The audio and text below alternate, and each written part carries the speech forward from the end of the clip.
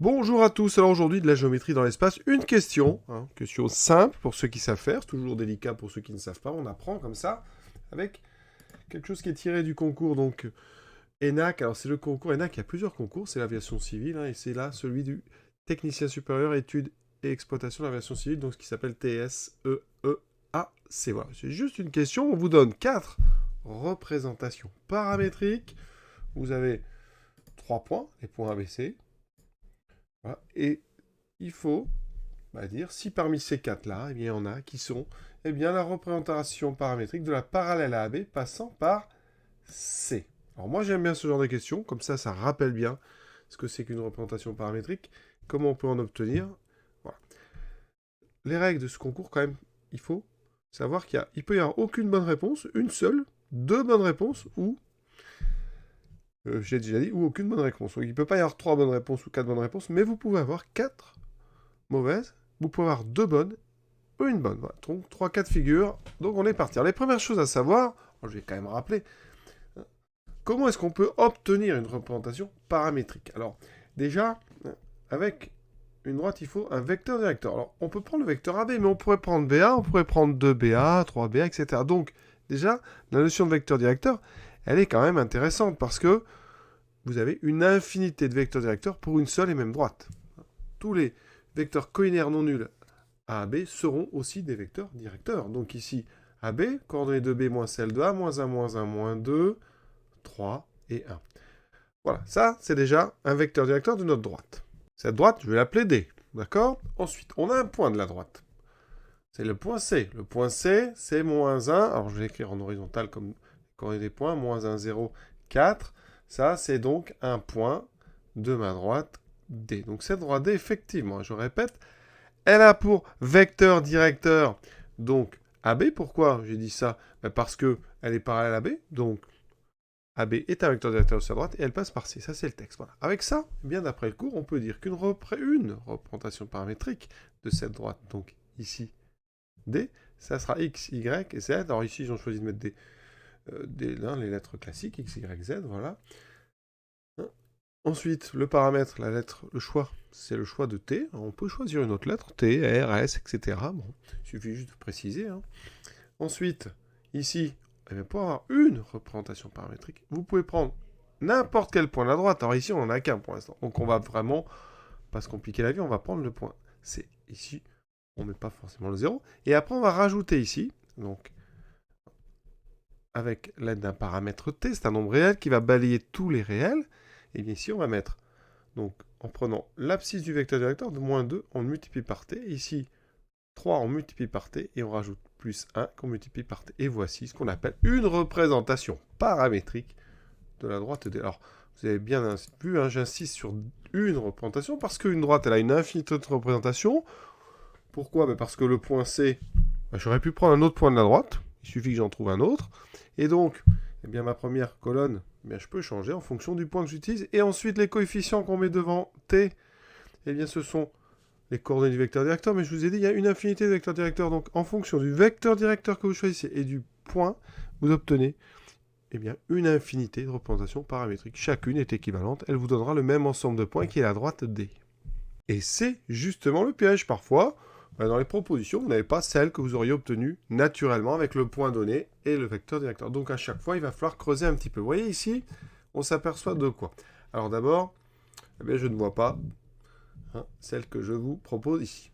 Ça, c'est un vrai problème pour certains. Certains vont dire aucune bonne réponse. Mais attention, elle peut être déguisée. Alors, comment la déguise-t-on? D'abord, on va les prendre une par une. La première, donc ici, on va... Alors, il y a une petite... je vais les noter quand même. Donc, la représentation de la première. Je vais l'appeler la droite A. D'accord? Ici, x égale... Alors, je vais prendre moins 1. Je remets dans l'ordre. Je mets d'abord les constantes. 3 demi de t. Et z, c'est donc 4 plus 1 demi de t. Ça veut dire qu'ici, en prenant t égale 0, on obtient les coordonnées du point C, moins 1, 0, 4. Ça veut dire que C appartient à cette première droite. D'accord? Est-ce que c'est la bonne? Mais on va regarder son vecteur directeur. Celui qui est donné par les coefficients. Parce que les coefficients de t vous donnent un vecteur directeur, je vais l'appeler VA. De cette droite, ce sera moins 1, 3 demi, 1 demi. Est-ce que ça correspond à un vecteur collinaire à AB? Eh bien, regardez. c'est assez évident. Si vous faites 2 fois VA, eh bien, on obtient le vecteur AB. Donc, effectivement, cette droite DA, elle passe par C. Alors, je vais l'écrire pour bien que vous voyez. DA passe par C. Et elle est parallèle à AB, puisque son vecteur directeur, c'est la moitié de AB en vecteur. Donc, conclusion, une droite qui passe par C parallèle à AB, c'est forcément la droite D. Donc, D, la droite D est égale à la droite DA. J'ai du mal avec les D majuscules. Voilà, on va y arriver. C'est DA, c'est pas D'. Donc, première chose, la première réponse, eh bien, elle est bonne. Mais on ne s'arrête pas là, parce que dans ce concours, il peut y avoir 2 bonnes réponses. Donc, on va regarder les autres. Alors, ce qu'on regarde habituellement, dans une représentation paramétrique, c'est le coefficient directeur qui est donné. Donc là, il y a 2, vous avez pour donc cette droite que j'ai appelée DB, pour la question, enfin la proposition B. Alors, il n'y a pas de T ici, donc c'est 0. Ensuite, 4 et 7. Et on voit bien qu'ici, VB n'est pas collinaire. VB n'est pas collinaire. AB, vous voyez, les coordonnées ne sont pas proportionnelles. Ça se voit très bien parce qu'il y a un 0 déjà ici. Hein, sinon, vous mettez les coordonnées à côté, voilà, et vous voyez, est-ce qu'on peut voir de la proportionnalité? Mais pas du tout, parce que déjà, vous avez un produit en croix qui ne marche pas. Moins 8 et 3. Et les 3 fois 0, 0. Conclusion. La droite, donc DB, n'est pas parallèle à AB, donc ça ne peut pas être la droite dont on parle. Donc ici, on peut rayer la proposition B. Petite remarque, pour t égale 0, hein, eh bien on trouvait, ici donc pour t égale 0, on trouvait le point ici, moins 1, 0, 4. Enfin, C appartient à cette deuxième droite, vous voyez, hein, mais elle n'est pas parallèle à AB, donc elle ne va pas. Troisième proposition. Voilà cette droite que je appellerai DC.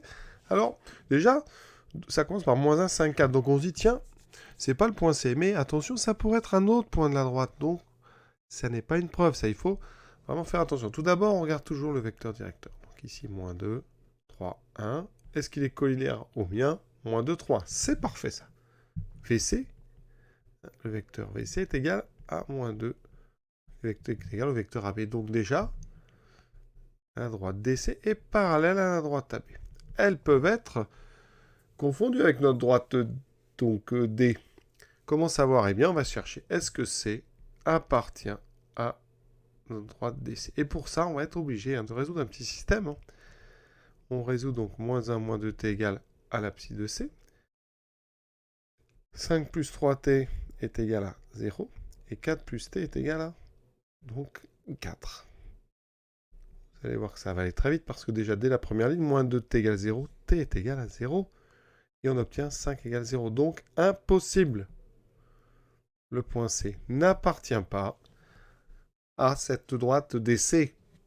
Cette droite DC est donc parallèle à notre droite D, mais elle ne passe pas par le point C. Donc, on peut rayer la proposition. En vrai, c'est assez long parce qu'il va falloir quand même vérifier dans la quatrième. La quatrième proposition. Alors, ici, on regarde tout de suite vecteur directeur. Alors, vecteur directeur, je vais l'appeler VD. Donc, coordonnées 2, moins 3, moins 1. Alors, on se dit, c'est pas le même qu'AB. Mais attention, on reconnaît normalement moins AB. Donc, ce vecteur, il est bien, ici, il est bien collinaire, hein, au vecteur AB. Donc, c'est un vecteur directeur de notre droite. Donc, ça, c'est très bien. Alors, deuxième chose, est-ce que le point C appartient à cette droite D? D'accord? On sait que donc la droite D est parallèle à notre droite D, celle qu'on cherche. Ensuite, est-ce que C appartient à cette droite? Eh bien, on va essayer de résoudre. Donc, 2t, moins 3t, moins t. Et ça doit être égal aux coordonnées de C. Donc, moins 1, 0, 4. Alors, ça va aller vite, encore une fois. Déjà, la deuxième ligne nous dit que t égale 0. Mais si t égale 0 en haut, ça fait 0 égale moins 1. Donc, absurde, impossible. Donc, ça veut dire qu'encore une fois, ici, le point C n'appartient pas à la droite de D, qui quand même est parallèle à notre droite. Voilà. Donc, on exclut encore aussi la quatrième proposition. Donc, il n'y a qu'une seule bonne proposition, c'était la A, qui est donc la droite D, dans lequel on a utilisé comme vecteur directeur, on l'a dit, ici, un vecteur qui est la moitié du vecteur AB. On l'a divisé par 2 et on a utilisé le point C. Voilà. Je vous souhaite une bonne fin de journée à tous et à très très bientôt.